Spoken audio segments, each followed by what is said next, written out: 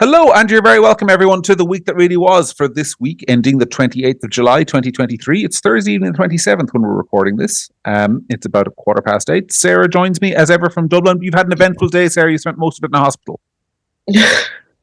I did. Well, yesterday and today, our little Connor, our wild child, knocked one of his teeth clean out, the canine tooth. He was running and he fell, creamed his face off a box that was in the garden that he uses to collect rainfall. And So it's not that it collects rainfall. he collects water in this, you know, those IKEA big plastic boxes they use for storage. Yeah. He has one of them out there. And one of his many things is kind of making, like, you know, soups of mud and water and stuff. And so he has this out there. And anyway, he tripped and creamed his face off the corner of it, knocked his canine tooth clean out. I've never seen anything like it. The full root. Did you see that picture I sent you? The length of it. The whole thing. Like, his dad is a dentist who's in a WhatsApp group with loads of other dentists, and he put into it, and no one had ever seen anyone knock their canine tooth clean out, because it's obviously on the side, and like, you really have to hit it at a certain angle to get that thing to come like out like that. But anyway, he's a pioneer. He's a wild thing. Anyway, he cut his face as well. So his dad was happy to put paper stitches on it and leave him, but I wasn't, because he already has a scar on his face, up on his forehead from one of his other adventures. So Keith brought him into Temple Street last night, and they had a look at him, and then they booked him in for a plastic surgeon this morning. So he was back in this morning, and to be fair, it was all very good. Like, it was all very efficient and in and out. Like, Keith brought him in last night at 8 o'clock and he was home by 10. Like, we live in Malloyd, so is he delighted with himself now to be the centre of attention? Yeah, he was the centre of attention, and then about an hour ago his brother got stung by a wasp, so that's stolen his done. No. Well, we're having one of those couple of days of just like accidents and chaos. He'll have to one up the brother again, so just watch out. My mother used to always say these things come in threes, so just be... Well, their sister has been sick all week. She has a virus and she had a rash, and so I'm wrecked from all of that. I'm like, just... And also, like, your mouth, like, all that kind of stuff, like, it bleeds so much and it's really traumatic. And, like, I have to try and I'm not, like, bad at, like, with blood or anything, but, like, you know, like, you're still your baby, so I'm trying to be cool. And luckily Keith was there when it happened, and Keith brought him into another room, and then Keith came out, because I get very upset about facial scarring, you know, like, because like, and Keith's really like, oh, girls dig scars, it's grand, and I'm like, it's not grand. So he came out and he was like, okay, so the tooth is gone, you have to come in and just be calm, and like, so I was like, hello, yeah, buddy, you're fine. And then today, when they were doing all the stitches, so he needed stitches on the inside and on the outside, and they give him laughing gas and whatever it's called, nitrate, and then nitrous oxide, isn't it? Nitrous oxide, that's it. And no, he was gassed, like, he kept taking the mask off to tell them stories and whatever. But no, it was brilliant. But I'm just much happier with him getting a plastic surgeon to look at it, because I just still think chicks might dig scars, but, you know, come on. Yeah, mothers don't. By the way, he's only 4. Like, you know what I mean? It's a long life. Like, we'll be lucky if he doesn't need a full set of Delph in his mouth by the time he's 18 at this rate. He has 3 teeth on the other side that are all, like, grey, because he's had different accidents with them. You think he would have knocked one of them out? No. He knocks a perfectly fine one on the other side out. Sounds like he's going to be a fearless rugby player. Oh, look, he's made for rugby. He's as tough. He is as tough. If that had been his brother, like his older brother, he would have dined out of that for a week. He would have been lying on the couch. He would have been traumatized. And Connor does not care. Off he runs. He's tougher than me. Like, gas kid. Well, as rough a week as you've had on the kids' front, you haven't had the worst week, because no one stole your gold. Oh my God. We have to talk about this. It was like a movie. A little bit briefly. Look, it's one of those things. I mean, I can't make head nor tail of it. I am baffled. I was told during the week that I was wrong to be baffled about where they would get 400 grand in gold. But people said, "Oh, well, look, they have raised it from members and all the rest of it." I can tell you, I worked in politics for a long time, and it's very, very difficult to raise Yeah. 4 grand, let alone 40 grand, let alone 400.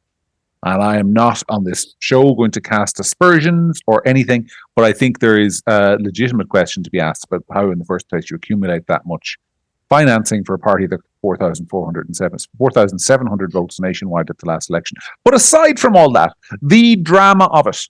I suspect there's some kind of palace coup underway inside the party. I don't know what's happening there, but it provided a day's entertainment for the country, which is, if you are, so I know we have people who listen to this program, I want to say, who really believe in the cause of Irish nationalism and have been convinced that parties like that one are the best vehicle for it. This kind of disorganization does not bode well for getting more than 4,700 votes at the next election. That's all I'll say. Oh, well, hold on now. Hold on. So, first of all, why, maybe this is, well, I think I know the answer to this question, but I'm going to ask it anyway. Why is it in gold? Like, why wouldn't it just be in cash? Well, to hedge against the collapse of fiat currency is what we were told. But why wouldn't you put it in Bitcoin then? It's easier to access, and I mean, I know it's a little bit volatile, but gold is volatile, right? Gold goes up and down, fluctuates depending on the output of South African mines and all sorts of things.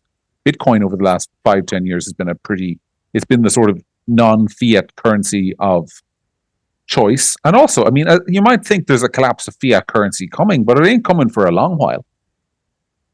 It's bizarre. Well, I mean, I don't know about that, but like, I think a few things. Like, when it first broke, I was kind of like, like, somebody stealing the party's money is obviously going to raise the heckles of people who run the party, and they were rightfully outraged. But the whole thing just reminded me very much of like Indiana Jones and the Lost Crusade or something. Like, it was like a movie. And yeah, like, you're right, like 400 grand is a serious wedge of money. But it's been returned, isn't that right? No, it's been, I believe the Gardaí have it. So they located it and took possession of it. They're not investigating a crime, but my understanding is that they need to determine who is the rightful owner of the gold to decide to whom to return it, essentially. That's the current position. There's no accusation that this gold was stolen. It appears to be an internal dispute amongst the one-time 3 top individuals in the party about who has the right to have possession of it. That seems to be so it's a leadership crux. Kind of thing. The crux of the matter. But like, even as a leadership thing, I mean, if you're a candidate for this party at the next election, aside from all the other questions you're going to get, you're going to have to knock on doors and tell people vote for a radical alternative. Yeah, that we're the guys with the gold. I mean, it's just, I mean, I want to say this. I want to say this because I do want to say this seriously, because there are a lot of people out there who read Gript and are disgusted with the state of Irish politics and are looking for a radical change. And to those people, I would just say, get serious. This is not serious. This is codology. This is no way to build an alternative movement. You are kidding yourselves if you think this is the future. You can like me for saying that. You can call me a sellout. It's the truth. If you are signing yourself up to Indiana Jones and the Temple of Doom as a political strategy, which is what this is, I mean, just go and figure yourself out. Because that's not going to work. That's actually I think that's a bit unfair now, because really, like, we don't really know, but I mean, this could be the actions of 1 or 2, like, people within the party going off on some tangent, and okay, the fact that it's in gold in the first place, is a bit off. If it was three ordinary members, I'd buy that. But these are 3 people at the top. This is the leadership. But they're obviously trying to take. 2 of them are trying to take the other out, or whatever's going on there. Something. But like, I mean, I don't really know. I'd like to have more information about what's going on there. I think that on the backdrop of me being unbelievably disillusioned with all of the other parties myself as well, I'm kind of like, so what? Like, why is it any more crazy? Like the gold story, why is that any more crazy than some of the stuff that's been going on for the last couple of years? You know what I mean? Like, Yeah. I found this week, like the last week, some of the stuff I read and some of the kind of like posturing from all parties about all of a sudden about the state of, the city centre or whatever, just a bit kind of wearing, to be honest, because Mhm. everybody knows that that's been a problem for 2 years, and now because an American got the head boxed off them, like now all of a sudden you're paying attention now because America is saying that like Americans should be aware of their personal safety when they go to Dublin city centre. Now all of a sudden all the politicians are out huffing and puffing about the the city centre when they didn't give a tuppeny damn about it for the last 2 years. It's all just a bit like so gold and whatever. I mean, at this point, like, let's just call the whole thing off. Look, I agree. I agree with almost everything you said there. I do. I just think that serious alternative movements need serious leadership, and it's not on display at the moment. Yeah, but I don't think. But okay, fine, and like maybe that's true. Like, or you're right to a point. What I'm thinking is that when you're saying, oh, this, if you're looking for the new thing, and this isn't serious, but none of them are at the moment. So it's like, well, who's serious? Yeah, fair point. Fair point. No, I will take my. Actually, to be fair, I take that back. There are certain individuals who are serious, and I think Pater Tobin is serious, and I think there's people who are serious, but collectively, none of them are serious. Well, we come Like to Pater. yeah, we'll talk about that in a minute. But like, I just think like this is the point that I was trying to make a couple of weeks ago when we had William on. Yes. From which is that like people are tired of the same old. They're not like you're like they're not going to take you seriously when you just keep saying the same stuff over and over again. And they get to a point where they just go, well, let's have a go on the crazy person, because ultimately, what difference does it make? And at this point, what difference does it make if you vote for the guys who are fighting over gold, or the guys who are fighting over whether or not a man like can say he has a will when he doesn't, or whatever? Well, we'll get to that in a second, because I spent some time at Pater Tobin this week at an event. But before that, we really should mention the other big thing that happened this week, which was the passing of Sinead O'Connor, who kind of, I think, was the voice of our kind of childhoods. Like Nothing Compares to You was kind of 1990, when you and I were kind of first, I suppose, becoming aware that music was a thing and existed, and there were pop stars and what have you. So it feels like a fairly significant cultural moment, and the media are certainly going to town on, because there isn't much else in the news at the moment. But what are your thoughts? Like, obviously, I think it's really sad, and like you're right, she was a big part of that. Like growing up, and that song in particular, I just like this is one of those songs that never doesn't pack a punch. When you hear it. Mm-hmm. But I also think that like she's symbolic of love. I like on my social media feeds were full of different people saying different things, and she obviously meant a lot to people, particularly women.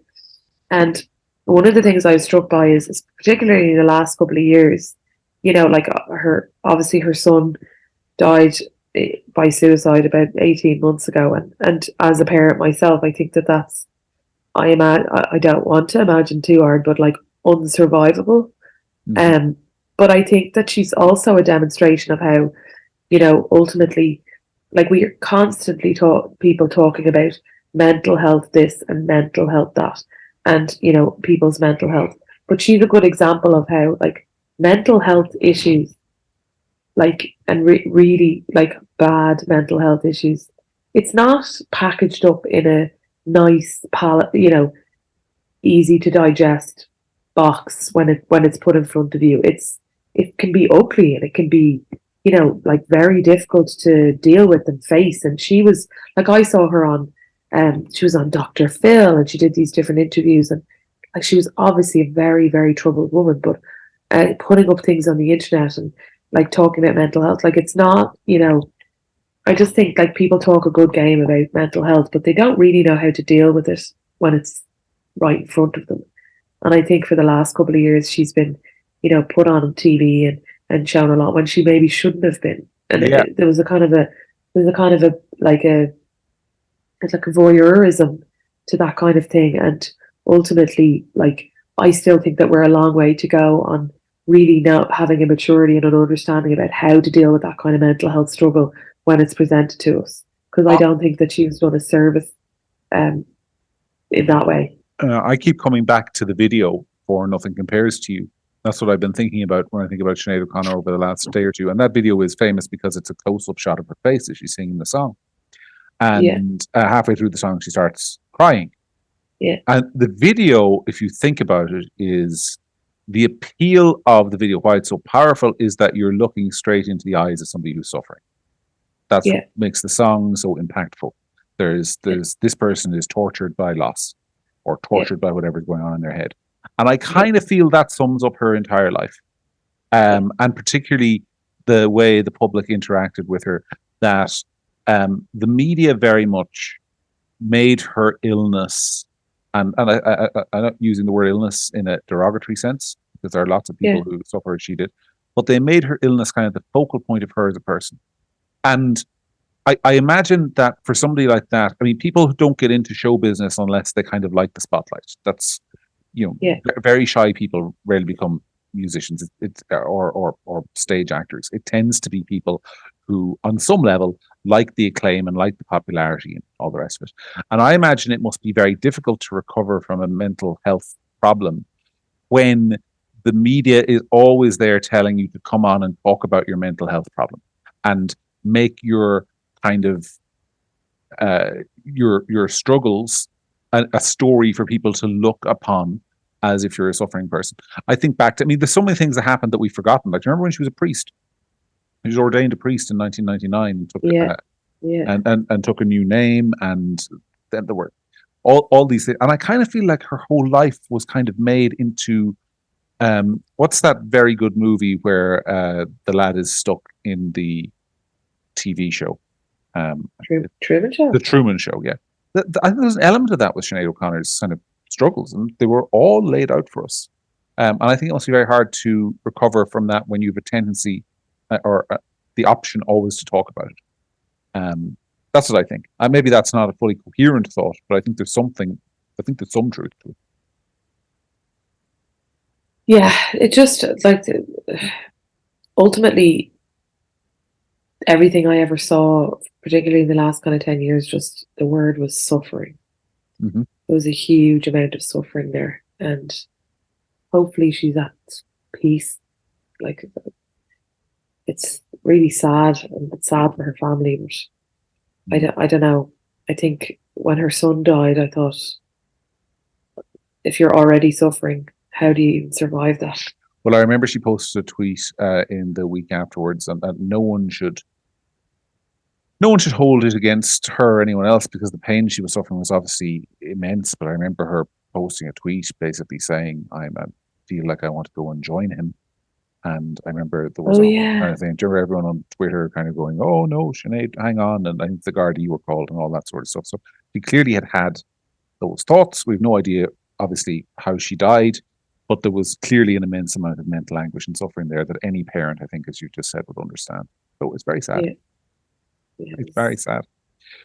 It's very hard to do a link from that into our next topic, but I'm going to do it anyway, because I do want to talk a little bit this week about an event that I attended on Tuesday night in Dublin in the National Boxing Stadium in Tala, which is organised by the All Nations Church, which is an evangelical church in Dublin. It wasn't a religious event. It was an information evening for parents about the new sex education curriculum. And I was astonished, Sarah, by the attendance. There were easily 1,000 people at it. Speakers were myself and Pater Tobin, as I mentioned a few minutes ago, along with the barrister, Grace Sullivan, just to walk through and talk to people about what's in the curriculum, because people don't, there was huge hunger to find out and huge concern. And I was struck by, there's more people in that room definitely more people in that room than were at, for example, the Labour Party Ardèche a couple of months ago. And there was... Sorry. That wouldn't be hard. Oh, there's just about 40 jokes there that came to mind. It wouldn't be hard, but the Labour Party Ardèche got half an hour in prime time on RTE Of course for it did. Ivana Bacik's speech. To be fair, they're legally obliged to do that. But this event didn't make the news at all. And we hear a lot in the country about kind of like the rise of extremism and blah blah blah. These people who were there were not extremists. They were ordinary parents. Now, some of them were religious, some of them were members of the church. I get that, but not everybody was there. And for all that it was an event organized by, for example, the All Nations Church, the imam of the local mosque was there. There's a big Muslim presence. There was a substantial presence of people who David Quinn, who's in the audience, called them New Irish, but essentially first generation immigrants, people from Africa, Eastern Europe, a couple people from South America. Like it was very interesting to see people who you wouldn't normally put as sort of a conservative in inverted commas event showing up about this topic. Yeah, no, I think it sparked the imagination of quite a number of different groups of people. I was waiting for you to talk about, what the crowd was like, because that was going to be my question. Like, was the crowd like? I think that the changes to the education curriculum for young people vis-a-vis any kind of trans or gender stuff has been a huge mistake. I think it has lit a fire underneath people and made people, like certainly in my friend group, activated their activism in a way, in specifically or particularly in people that I am friends with that I would have never expected to care or to get active or get incensed about anything like that. So, but as bad as those people think this curriculum is, Sarah, it's worse. Like, because I was invited to speak at this, and I was, I was surprised to be invited, honored to do it, but surprised because it's not really my main area. Like I edit Gript. I don't do a lot of news reporting, but because I was going to it, I actually sat down and I read through the new proposed curriculum for senior cycle. Every parent should read it. There's astonishing stuff in there. So, for example, on page 14, it says that the objective of the curriculum in respect to gender is to, quote, combat harmful attitudes around gender. Now, harmful attitudes around gender are not specified, but it is very clear in the definition sector that they say gender is something that you choose for yourself.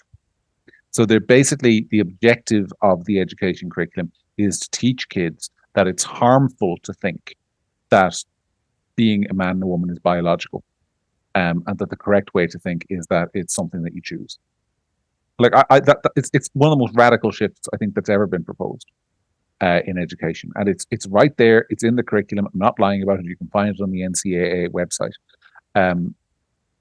Like for the state to be proposing to teach kids at Leaving Cert that it's harmful to think, as people have done for thousands of years, that men and women are born, not made. Like, the thing that strikes me is, I think if you did a poll of Fine Gael and Fianna Fáil TDs and asked them, is John McGurk lying about what's in the curriculum when he says this is in it? Most of them would probably say that I'm fibbing, because I don't think any of them have read it. I don't think they have any idea what's in their own curriculum that Norma Foley is putting forward. And I'll be honest, hand on heart, I don't think Norma Foley knows what's in it. I think this is very clearly been put together by the civil servants in conjunction with some of the more radical left-wing NGOs, and I think parents really need to get active on this. Otherwise, it will go through. Like, it's mad that, like, people who are the level of control that people who have no accountability and who are nameless have over this kind of stuff. So I'll just give you another example, just for people who maybe want to know what's happened, because this one really sticks with me, which is that for the junior cycle, so there's a workshop in the curriculum where kids are asked to identify somebody who is gender non-conforming. Sam Smith, the singer, is given as an example. Oh my God! Wait, let me finish the story, right? So they ask the kid to identify that person, research the struggles and challenges they have faced, identify any bigotry that they've encountered, and then, wait for it, be prepared to give a presentation about that person to their class. So they're not only teaching kids this stuff, they're teaching kids to become teachers of everybody else about this stuff. Like your kids are being told to become advocates for these ideas. And in this case, Sam Smith is a male-born person who now identifies as, I don't know, something in between male and female, given a particular day. I don't know what it is. But the idea is that your kids are not only being taught that you can just randomly choose another gender, they're being asked to make the argument for that to their class. There's no kid who's ever going to be asked under this curriculum to make the argument to their class that actually, you know what, you're born a man, you're born a woman. But like,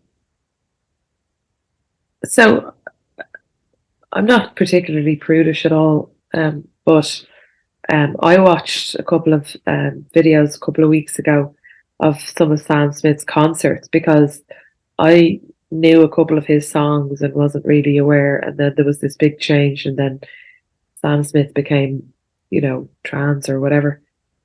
It's perverse stuff.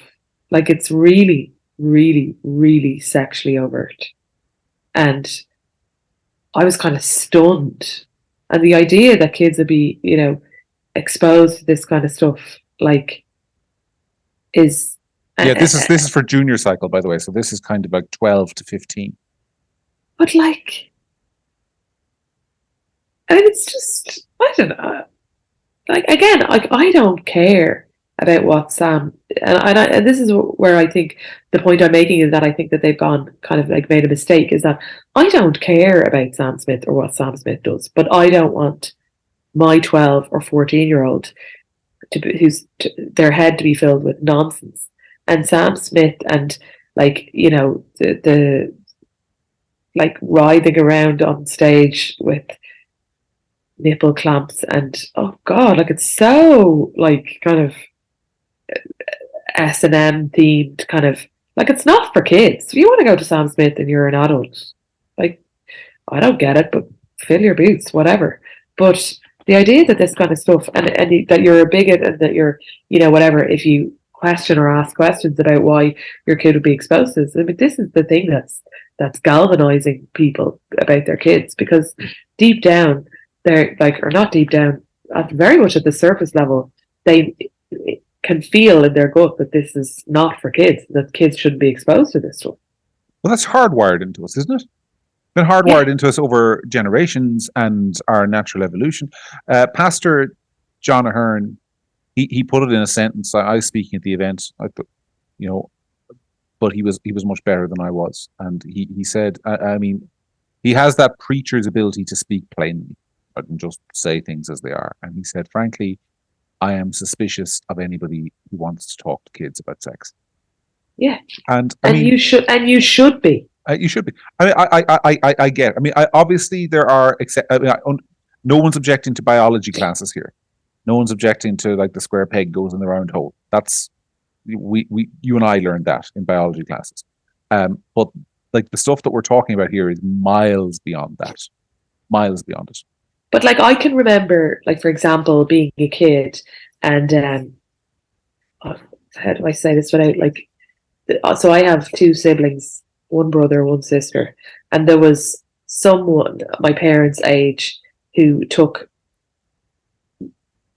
a big interest in one of my siblings, right? And my mum was deeply suspicious of this person, and like, that person was never, ever, ever allowed be alone, or like, my mum said when she was older, she just got the ick about this person and one of my siblings, and it was like, absolutely, I'm getting a no feeling. And this was just, oh yeah, we're really good friends kind of vibes. So my mum was like, you're not friends with a child, and and so like, that is a natural ingrained feeling that you get, like, about your kids. So this whole thing now that you're just supposed to be cool and like okay with your kids being at drag shows and all this kind of overt sexual stuff, like, I think that people are deeply uncomfortable with it because it's a primal feeling that this isn't right. Yeah, and if you look at something else that's happening in the country though, which are these protests at libraries that are happening. There was one in Cork a couple of weeks ago. And of course, the official media line is that the people who are protesting want to burn books or whatever it is they want to do. And they don't. What they want to do is get particular books out of children's sections in libraries. Like some of these books, are you familiar with the book called This Book is Gay by Juno Dawson? Very, actually. Very. Very familiar with it. Well, yeah. I am haven't, actually. I haven't read it now, but I've seen some of the pages of it. And some of the, and by the way, in case anyone wants to have a go at me, you only need to see a few pages of this book to know what it's at. I mean, I don't think we should be giving kids from the ages of sort of 12 to 14 instructions about how to perform oral sex on another man. Or indeed if you're a girl, perform oral sex on a man, or vice versa. I don't think that's oral sex was on the mild end of what was in that book. Yeah, but there's a family podcast there. There's a lot more than that in. Well, yeah, this is a family podcast, John, but like this is a book for children. Mm-hmm. And like I don't think that there's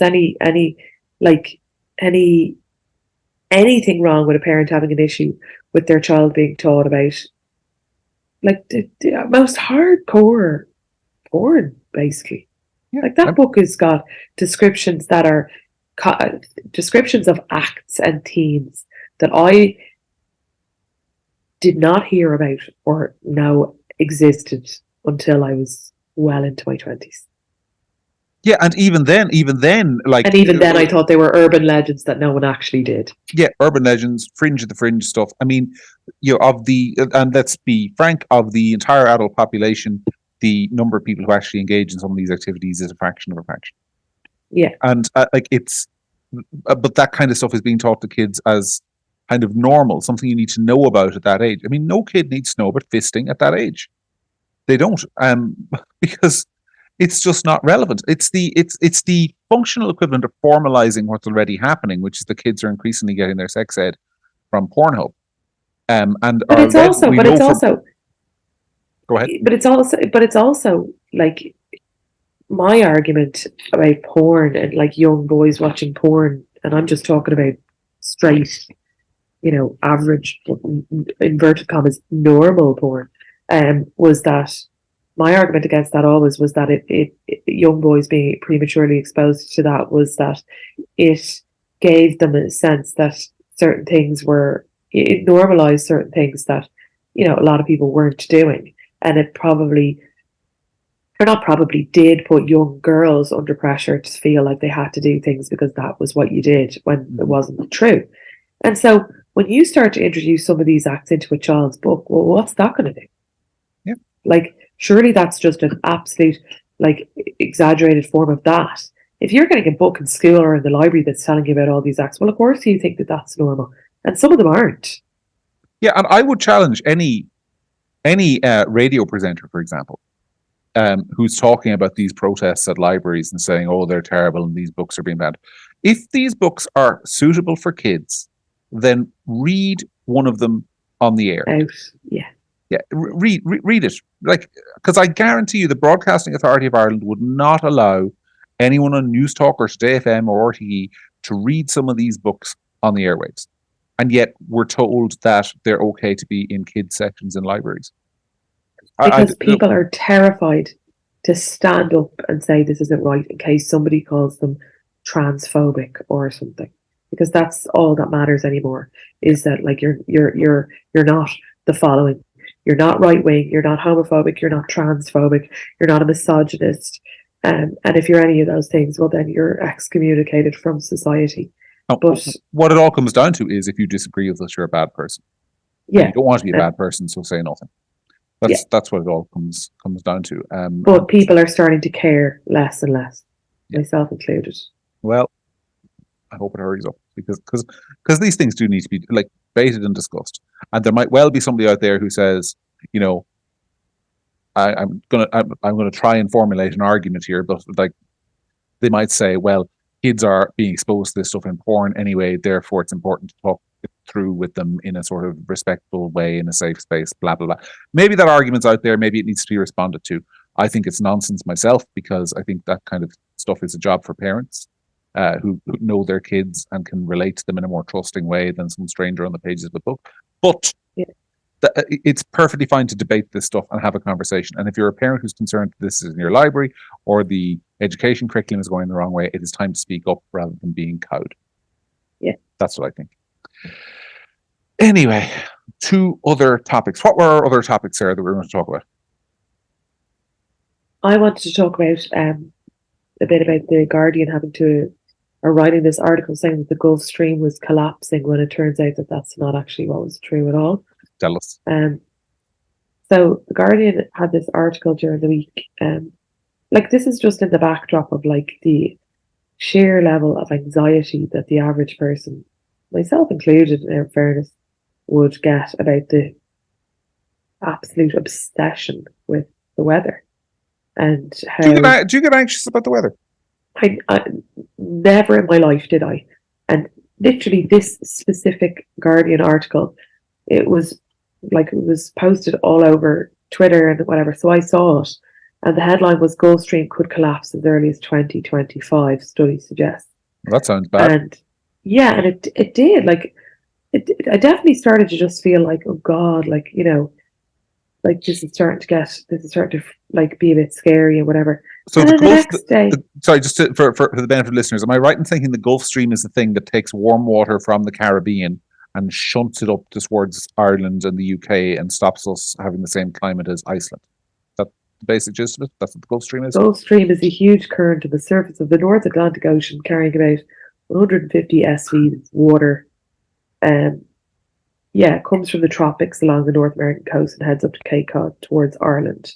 Okay. It's caused by wind patterns, blah, blah, blah, blah. Whatever. But basically the gist of it is that the next day after this article came out, it turned out that the Guardian was confusing the Gulf Stream with the AMOC, Atlantic Meridional Overturning Circulation, and basically that they're not the same thing, and it's like comparing a superhighway with a side street. And it's this alarmist stuff that's like, the article headline is screaming that the world is ending, and when you actually look into it, and like, this isn't me saying that climate change doesn't exist or anything like that, but it's the same thing that we did with COVID, which is getting absolutely hysterical, scaring the bejesus out of people, and then making it more and more difficult for people to absorb true information later when you're consumed with writing articles that are scaremongering all the time. And it's the same with the temperatures, you know, like it's 50 degrees and it's this and it's that, whatever. Like, you know, like when I looked into it this week, there was loads of articles and loads of other things saying, well, you know, some places have changed the way they're measuring the temperature, and it's ground temperature versus air temperature, and it didn't used to be. Well, hold on a minute. Like, let's have a conversation about that. What's that? Do you know what I mean? There's none of that. Yeah, completely. And the other thing I was going to say is that none of this is new. I mean, I'm old enough to remember. Do you remember after Al Gore lost to George W. Bush in 2000? He went off and became sort of a green messiah, and he did these movies. I can't remember what they were called. An Inconvenient Truth. Inconvenient Truth. And I remember Al Gore standing on a stage in front of the world's assembled media and saying, if we do not act today, the polar ice caps will be gone. To be quote him accurately, the Arctic will be ice-free in summer by 2014. Well, we didn't act, and the Arctic is not ice-free in summer. I remember going back. You go back to like in the 1980s, you'll find articles in newspapers saying, if we don't act, New York City will be underwater by the year 2000. Well, it's not. Do you remember when we were younger, there was the whole thing that Bangladesh will be gone by 2005? Like, I'm not saying, and I'm not a scientist, and I have no idea whether or not in 15 or 20 years the Gulf Stream will be gone. I suspect it won't on the basis of what you just said. But like, I do know that we've been fed this bull for years because journalists think that if they can just give us one more fright, we'll finally wake up and go back to living in tree houses. And I think people get periodically interested in it, like when they say real hot weather in the south of Europe. Oh, maybe there's something to this. But like I was about to say at the start of the show about Connor collecting his rainfall, that he must not have a shortage of it at the moment. No, I think I saw the other day that there's not been more rain in Ireland in a month since January 2020 as there was in July of this year. 500% more rain than an average July. It's been Like, relentless. but this time last year, it was actually quite warm. I remember it was like 30 degrees nearly at one point in July last year. And we were told climate change, climate change, climate change. And this year, when it's raining, we're told, oh, well, other countries. You know what I mean? Like, I just think that the media have gotten addicted to the kind of like the hysteria of, anything. Nothing can be reported in a kind of in a sort of a calm way. And it undermines the whole thing. And it just means that people like you, I mean, you've said before, like, you don't listen to RTE, you don't watch RTE, you don't engage with it at all. And, I don't read The Guardian, but I saw this article, whatever. And like the next time I just won't bother. Because like if they're not doing their due diligence on their own articles, like, you just wouldn't know what to believe anymore. Well, it's also like there's no standard on this stuff. That kind of mistake gets forgiven. I mean, imagine if it was, if I wrote a piece for Gript, misunderstanding some scientific paper about climate change and saying actually it's not going to be as bad, and then turned out that I misread the thing. I mean, I'd have somebody off to the press council straight away. The Gript has no credibility. You're pushing fake news. You're shoving an agenda. Whereas you always get away with this stuff if your mistakes are in the right direction. So you never get pulled up for it if your mistake is that, we said the world is going to burn in November and it didn't. Oops. There's no... sorry, the last one is, earlier this year, the News Talk, and I have loads of time for News Talk. I'm relatively regular on their shows, so it's not personal at them. But they had two pieces 3 weeks apart. One was climate change will mean hotter, drier summers in Ireland, and the next one was climate change will mean warmer, wetter summers in Ireland. And these two articles, which completely contradict each other, were published 3 weeks apart, and no one cared, because as long as you have like climate change will do something bad and unusual, it gets published. Yeah, but it's also like kind of worse, because if you make a mistake in an article or whatever, you're reporting investment, but there's an intent ascribed to that. Yes. Whereas, like, there's a motive. There's like the narrative would be that Gript had some kind of sinister motive and deliberately and knowingly printed an article, knowing that it was false for some particular end. But there's never any motive attributed. Like, so, the article that ended up being fake, in the Irish Times and all that stuff, like, there's little kind of like consideration of the motive there. Like, we hear from Micheál Martin, and no, we don't want or Leo, we don't want a culture war. Well, actually, printing articles like that, the Irish Times does. And no one ascribes like a motive to that article. It's just, they got caught, blah, blah, blah, blah. But when The Guardian, for example, in this case, is printing that, no one talks about maybe a sinister motive, deliberately trying to scare. It's just like, it's just a mistake, we all move on, it's fine. Mm-hmm. Yeah, it's very hard to sort of stomach, and yet you get so used to it. I kind of roll my eyes at it at this stage. Just so used to it. It's everywhere. And it's not a conspiracy. It is just, it's literally just journalists writing what they believe to be true. And as long as they believe it to be true, that's fine. Even if it's not. So some journalist in this case read a line in a report about North Atlantic current might collapse, saw the Gulf Stream mentioned on the same page, and was, jeepers, that's a good story, I'm going to print that straight away. And you add that to the fact that the journalists are under pressure to produce 3-4 pieces of writing a day in some cases. Sub-editing has been cut, editorial has been cut across a load of newspapers, and this kind of crap gets published. And it was probably their most read that day, because you read it and you don't read The Guardian, right? It was retweeted across the world. But like, look, it's you're right. You just have to laugh at it sometimes, but at the same time, like, that's why it's great that things like Gript exist, because like at least somebody's asking the hard questions and doing the work. And like, again, like, to go back to what I was saying earlier on, like this week there was all this hand wringing, and like all you saw multiple news outlets talking about, the city centre is like this and the city centre is that. Why weren't you talking about this a few weeks ago? Like, why did you not care about this 6 months ago? Like, where's the investigative kind of, journalism? Where's the passion to find stories that no one else is talking about? Well, here's the thing. Here's the thing. The thing to understand about journalism is that it operates on a collective permission structure. So 6 months ago, no one was allowed to talk about this. Like, if you talked about this, you were saying kind of things that you're not supposed to say. Like, oh, Dublin is unsafe. Maybe the minister's not doing a good job. Maybe we have a bit of a Gurrier problem. Maybe, God forbid, all the the putting of immigration centres in East Wall and everything like that wasn't a great idea. Maybe all the methadone clinics aren't a good idea. You said that 6 months ago. You're a heretic, but there's safety in numbers, so we're all allowed to talk about it now. That's the other factor there, right? You can't. Everyone knows something is true, but no one wants to be the first one to say it. That's a massive thing in Ireland, I think. But there's a kind of a cowardice there that's really depressing.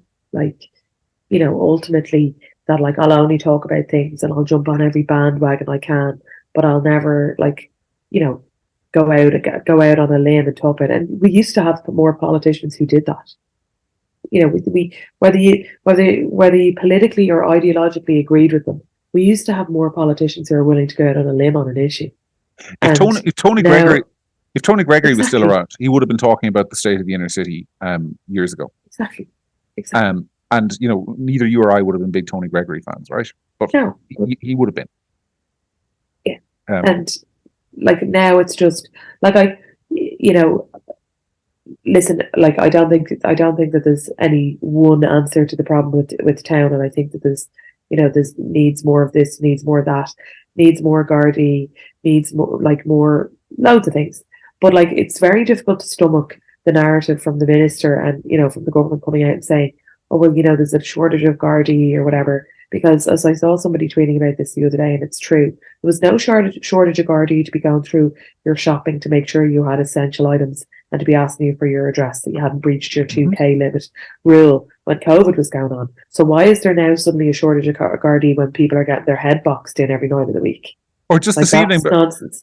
Just this evening before we came on air, I was looking at footage of the protests in Ballybrack about the immigration centre that's apparently or may not be going to be an immigration centre there. No one knows because no one is ever told until the last day to prevent there being protests, right? This is one of the things that happened. So the protesters in Ballybrack might be miles off base. There might not be going to be an immigration centre there, but you can't blame them if they're wrong, because if there was going to be one, they wouldn't be told. But in any case, I digress. There are some protests ongoing there, and this evening, looking at the video footage, maybe 30-ish Gardaí landed to round up the ringleaders in inverted commas and take them away in vans. And if they were breaking the law or they were committing crimes, fair enough. But like, where are those cops in the city centre where in one night during this week there were 3 serious assaults? Where are they when the Journal reported yesterday that on Tuesday night in Dublin, 500 calls to the Gardaí went unresponded to? 500. 500? Yep. That's not Gript's reporting. That's the Journal's reporting. And the Gardaí, when we asked them about it today, their answer was that not all calls need an immediate response, which is undoubtedly true. Of course. But 500? Come on. I don't know. Some of those might have been domestic violence calls. Some of those might have been somebody in the house who was being attacked or in fear of their life from their husband or partner who came home drunk. How does the Gardaí decide what it does and does not need an immediate response? Even if 1 in 5 was legitimate, it's still 100 people. There's a difference, right? Somebody rings up and says, my cat is stuck up a tree. I understand the cat stays up the tree till tomorrow when there's a Garda free. But, there aren't 500 calls of that nature going into the cops every night of the week.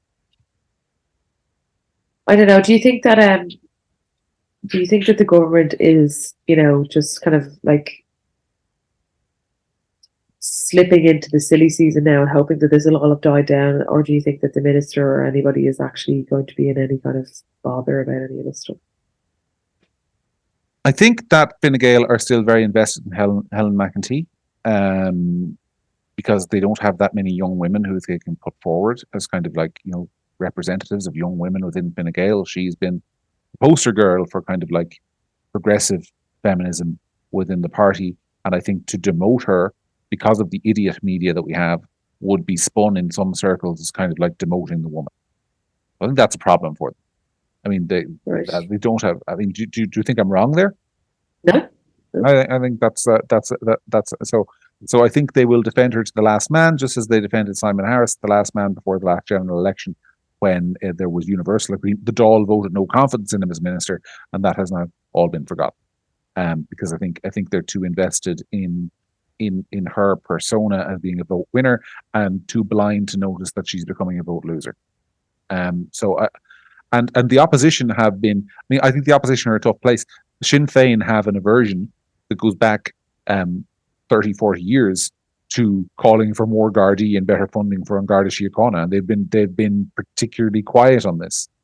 And which is funny because it's a sort of an authoritarian party. You'd think law and order would be one of their things, but I think Sinn Fein, there would be some raised eyebrows at a Sinn Fein Ardèche if Mary Lou McDonald stood up and said we need to fund 2,000 or 3,000 extra Gardaí on the streets of Dublin. So I think they've got issues there. And then you've got Labour and the Soc Dems, both of whom seem to me to take the attitude that, well, if there's crime happening in Dublin, that's because we failed the criminals and society is to blame for it. And the criminals are the real victims, which is, I think, the ideology that's also taken over the Department of Justice. So no, I'm pessimist. I don't think there'll be any consequences for it at all. I think what will happen is that this will go on for a couple of weeks. There'll be a couple of high profile. I saw the Gardaí tweeting out an image the day after the American was assaulted of two Gardaí walking down O'Connell Street with something like Operation Fancy Name is in place now, and we're going to be more visible on the street. And they tweeted out a picture. So job done, lads. We can all go home. I think You're joking, isn't it? Did that actually happen? I missed that. Absolutely happened. So that's that's it sorted. So why is the American embassy worried? That's grand. Yeah. It's been sorted. But I think it's one of these things that the Irish political class, right? It's such a big problem that if there's no quick fix, they don't know what to do. It's not something they can just throw an extra 5 million at in the budget and say we've solved it. Hiring new Gardaí ain't really going to solve the problem because that takes time. Like that's a sort of 2-year project. Assuming you hire 1,000 extra trainees this autumn, that's 2 years before they start appearing on the streets minimum. And even that isn't the problem. I mean, the sort of, because you need to fundamentally change the entire attitude that exists in the inner city. You need to change sentencing. You need more lockups. You need to do what Rudy Giuliani did before he went mad in New York City and go in and implement a broken window policy and basically declare a war on courierism. And the Irish political establishment has neither the inclination nor the energy to do that. So the best that we're going to get is platitudes. That's what I think. But maybe I'm a pessimist. Maybe they'll prove me wrong. Wouldn't that be nice, John? It would. So just actually on something small, did you see that the government announced the first free IVF scheme in Ireland this week? I did see that. And I saw that. So, a couple of things. Like, I think that it's about time that the government offered some assistance to people who are, struggling in that area. And it's unbelievably expensive. I think that the success rates, unfortunately, for IVF in Ireland is abysmal compared to other European cities. And I know a few people who've gone abroad just for that exact reason. But look, it's a good start and everything, but the scheme is really interesting because, or not really interesting, but like they have to limit it. There has to be criteria. That's just the way it goes. So if you're over a certain age, you don't qualify. I think it's 40 something. 41. And then, and then if you have done IVF before, this seems like really unfair. But if you've done IVF before and paid for it yourself, you don't qualify for a round for free and that just seems like so cruel because, like, if you've done IVF, it's failed, you've run out of money. Now you also don't get a free one. And then if your BMI is over a certain thing, and I saw people going absolutely insane about the BMI thing, but the sad truth is that your weight is very much related to your success chances with IVF. And so, like I can kind of see the reasoning behind that. But what I was more struck by was that one of the LGBTQ groups came out and said that that it was exclusive for same-sex couples and it wasn't fair or whatever. And I just thought, like, God, like, is there anything that isn't made about, like, it's the very first iteration of an IVF scheme for a limited number of people who have to be an age, a weight, whatever. Like, so obviously this is, and part of the reason for that, by the way, is that there's a limited amount of money allocated to it. And straight away, people like the LGBTQ are offended, people are offended all across the board. And I just thought, in fairness, and I wouldn't be one for being fair to Stephen Donnelly ever, but in fairness, it's a start. Do you know what I mean? And they're all like giving out, like, it's a start. There are people, I'm friends with people I know who did 9 months of IVF. I had a friend who, I remember I was on the phone to her one day and her Med 1 form, her tax her tax return or whatever, her medical bills for the year were 100 grand. And she sold her car, borrowed money, gotten money from her parents, from his parents, whatever. Thank God she has 2 children now. But these people, like, it's a start. It's an acknowledgement that there are people, tax-paying people out there who are, struggling with fertility. And instead everyone's moaning. To be fair, I was like, guy, at least the guy's making some effort. You know what I mean? He is, but I have 2 thoughts on this. I mean, the first is that in relation to the limits, I can imagine how frustrating it is. I mean, do you know I can't go skydiving? I don't want to compare skydiving to having a child. It's nowhere near as serious, but I can't go skydiving because I'm too heavy. The limit of 15 stone. If you're listening to this and you're ever jump out of an airplane, you need to be less than 15 stone. I am above that. I won't say by how much, not a whole lot, but I'm above that and I can't go skydiving. So I didn't know there was a limit on skydiving. There is because the 15 stone seems pretty low. Like, a lot of men are around 15 stone now. Yeah, but a lot of skydivers are pretty small. I mean, the parachutes are designed to bear a certain amount of weight. Otherwise you land a bit too heavy, and there can be bad consequences as a result of that. But there are physical limitations that are placed on you in life, and unfortunately, being overweight leads you to. And I say this is somebody who is and has been for a long time overweight. I am more likely to die as a heart attack, and if I was a woman, I'd be less likely to have children. That's just an unfortunate reality. But my other bigger thought here is, I mean, this is happening because there's such a huge demand for it, right? And there's a huge demand for it because people want to have children. That's the natural state of being. But I think as a society, we have done people so much harm by telling them that it's okay to wait. I mean, totally agree. I mean, there's like, we also tell women that they should freeze their eggs, and that's a bogus. I don't know who I was talking to about this the other day, but 2 things I found really interesting, and like, I know people are going to message me about this and go, "Well, this is bullshit," whatever. But I thought it was interesting. If you you can hate the Kardashians all you like, but very often the Kardashians talking about something or introducing something into the zeitgeist is usually a precursor to becoming more mainstream. Well, more people listen to them than listen to me or you. Yeah, exactly. And I noticed 2 things. The Kardashians have split. I don't really know what happened, but now they have their own show, the Kardashians. It's not keeping up, whatever. Anyway, and 2 things came up on that show, and one was Kourtney Kardashian saying that she had frozen her eggs. She's currently pregnant, but she'd frozen her eggs when she was 36. She had loads of eggs frozen or whatever. And now at 40 something, when she went to thaw them out and, have these babies, none of them worked. She openly talked on the show. I saw it, about how it didn't work and that women should be told it didn't work. And then, fascinatingly, one of the other Kardashians had a baby by surrogate, and she said that she felt very traumatized by the whole experience, that there wasn't that there was a weird like difficulty with bonding with the baby initially, and that something felt very strange about removing the baby from a woman in one room and handing it to her in another. And I thought, wowza, like, is that honest level of honesty about surrogacy? And I'm not coming down on surrogacy, I'm just saying there's a conversation there. And the honesty about the egg freezing, I think that's an interesting start to being more honest.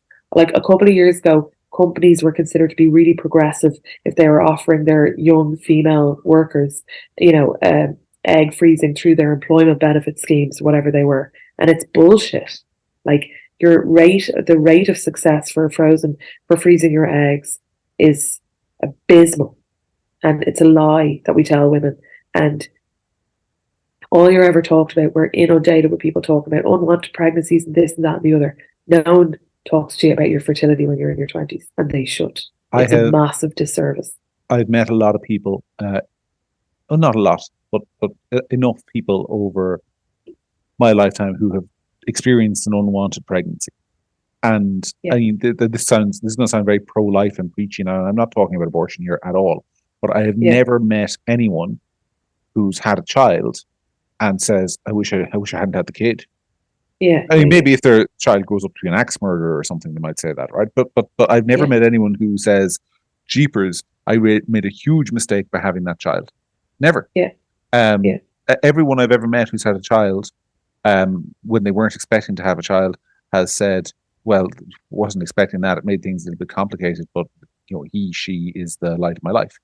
Yeah. And this idea that we tell kids, women in particular, that there's a wrong time in your life to have.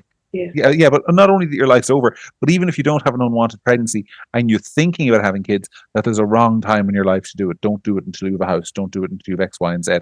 Don't do it till even necessarily don't do it till you've met Mr. Right. All of that stuff. I think there's it leaves so many women. Men aren't affected by this. I mean, I don't have kids, but if everything was in full working order, I could still have them at 60. Women don't have that option. And I mean, like I had my first child at 33, and I was, I remember like being in Hollis Street and thinking, God, like I'm really on the young. When I'd be in the waiting room, like I felt younger, like than most of the people who were in the room. I was the first of my friends, apart from one friend who had a child like as a teenager, and I was the first of my friends at 33. Now they all followed pretty soon after, but like I had my last child at 38, and I had a child at 35. And like the gas thing is, like, you're considered a geriatric pregnancy, like, you know what I mean? Like, and when you're growing up, certainly amongst my friends, everybody would assume that they'd be like their mothers. And so like my family, my mum, my aunties, they're all super fertile. They had this many kids. They started when they were 20. Yep. They didn't start trying to have a baby at 35. And it also means, by the way, if you have kids later in life, the reality is, I mean, so my mother had me when she was 26, and I'm pushing 40 now, and she's going to, hopefully, if she lives a natural life, she's going to have another 20 years. I mean, I might be 60 by the time she passes on, so she'll get to enjoy, maybe that's the wrong word in my case, but she'll get to experience most of my life. If you have your kids when you're 40, by the time they're 30, you'll be in your 70s. You're cutting off a lot of joy in your life by waiting that long. I think, there's a conversation that I think needs to happen at a societal level, because these decisions tend to get made at an individual level, but societal factors are really influencing them. And I think there's a huge issue there. So I think you're right, the government has gone in the right direction, but it's really only correcting an error, I think, that has kind of crept into our culture. Yeah, like there needs to be a wider thing. And I had a career, like, different things, obviously I've discussed it before I had kids. And then when I started having kids, I kind of reached a kind of an end where I didn't want to do what I'd been doing anymore, and I've become a barrister. And I remember saying to my friend, like, when you think about like this thing of like that, this fallacy that we're told that, like, you have to have a career and get your career going before you have kids. I was like, if I start working as a barrister when my kids are all like, when my youngest child has gone into Montessori, like I'll be 41. Like, if I retire at the average age, I'll have a 25-year career ahead of me, and I will have had my kids already. and I had another career before that. Like this idea of like that you have to do this, you have to do that. You don't. Like my parents will always say when my mum started working, you got a job in the bank, and the bank was great because it was a job for life and all this. That's all gone. You could have 5 careers. You've had different jobs. Like none of that applies anymore. Get a job, but like the one thing that has a time limit on it for women is your fertility. Everything else could just be, done later or whatever. Like, I'm not suggesting you have a kid when you're 16, but like, there needs to be some kind of like shift in, and I certainly was one of them. Like, obviously, my life changed, and I met Keith, and he's old, like 10 years older than me, and he wanted to have children, and like, so that kind of changed the whole dynamic for me. But I used to be one of those women who was like, oh, I'll have a kid when I'm 40. It doesn't work like that. Yeah, it doesn't. It doesn't. There's a whole wider conversation to be had there about the culture as well. Because I think one of the things that happened is that there was a time in my parents' generation where you met somebody, you got married, and you like the whole taboo around sex before marriage. One of the things it did was because people are I'm not talking about my parents, but people are obviously kind of like it provides an incentive to get married, right? When you're younger, like it's you weren't getting it. You weren't going to have sex unless you got married. Yeah, it's an all-access pass, which is now no longer required, which sort of disincentivizes people from getting married as well. That's a cultural factor of their careers. There's a whole conversation to be had here, but we've kind of gone over an hour, so we'll have to leave it. You're heading off, I believe.